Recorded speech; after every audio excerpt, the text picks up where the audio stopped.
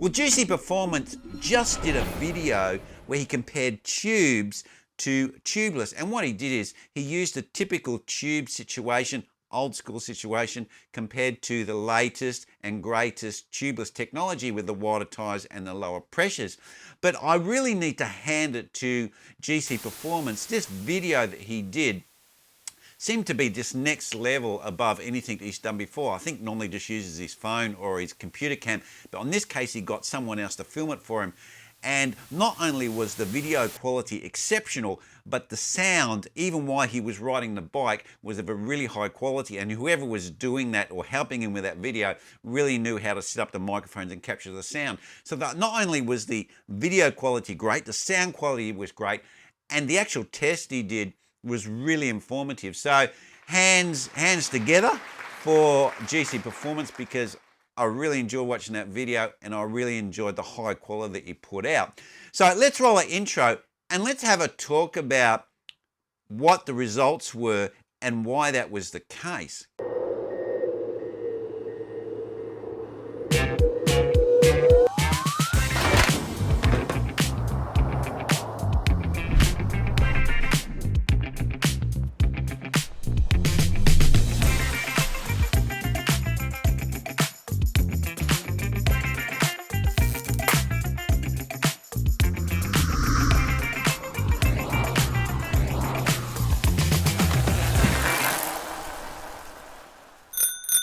Now, the results that he had from this test, it was over 5 miles, and he did have some slight variables.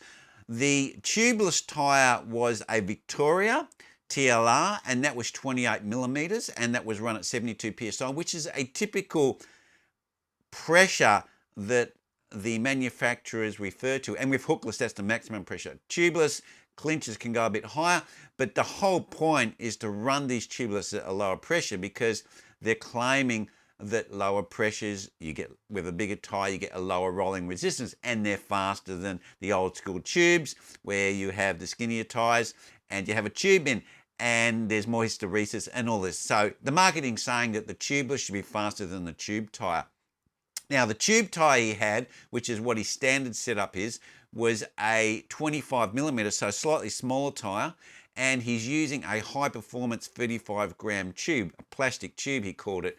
I'm not too sure of the brand, I haven't heard of the brand before, but a very, very light tube in that tyre, and he run that at 120 psi. So we had the tubes, 25 mil, 120 psi, and we had the tubeless at 72 psi, 28 millimeter, and he did that over a 5 mile. We're in America. Yeah, it's tube and it's miles. Yeah, 5 mile course, and he held 200 watts in both scenarios. Now, I've made a number of videos before about this. I even made a video where I said wider tires the biggest scam in cycling, and I stand by that, because this is really what's going on here, because the results that GC Performance got was that the tube tyre at the higher pressure with the skinnier tyre was 0.7 of a mile an hour faster. Now, that is actually very significant, because we go, okay, well, it's only 0.7 of a mile an hour, but if you calculated that over an hour, right, so that would be, it would take him probably about 5 times longer, because of the speed he was going to, 4 to 5 times longer to do an hour. That could add up to quite a significant time. And remember, that's over a kilometre an hour faster, because 0.7, normally a mile is 1.6, so 0.7 would be definitely over a kilometre of an hour faster if he expressed it in kilometres an hour. So that's something to keep in mind. That's quite significant when it comes to an increased speed. But let's just go back to what the marketing say and why I've never believed what they've been saying to us consumers. Now, the first thing is they're saying that, oh yeah, because you have a bigger tyre and a lower pressure, right, the patch on the road is shorter and you get a lower rolling resistance than a longer patch on a higher pressure tyre, because the patch of the different tyres at different pressures changes. And this is one of the arguments, say rolling resistance. But Why I never actually believe this, because if you run a lower pressure, you must have more flexing in the tyre. Now, if you have more flexing in the tyre, then that must be using more energy for that tyre to flex.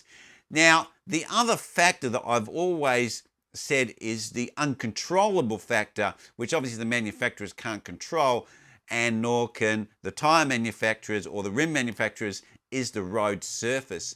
Now, what's opposing that flexing, which is using energy, is also the lifting force. So if the road's surface is not smooth, it's rougher, then you're going, if you have a high pressure, you're going to have this tire and the whole bike and whole person being lifted and not lifted, and that takes a lot of energy. So on rougher surfaces, a wider tire at a lower pressure will be faster because the whole weight of the body being lifted is significant. But on a smooth road, which this was done on, the road looked fairly good. There seemed to be a few little undulations and a few repaired surfaces going from GC Performance's video, but the road looked pretty good condition, like a hot mix type road.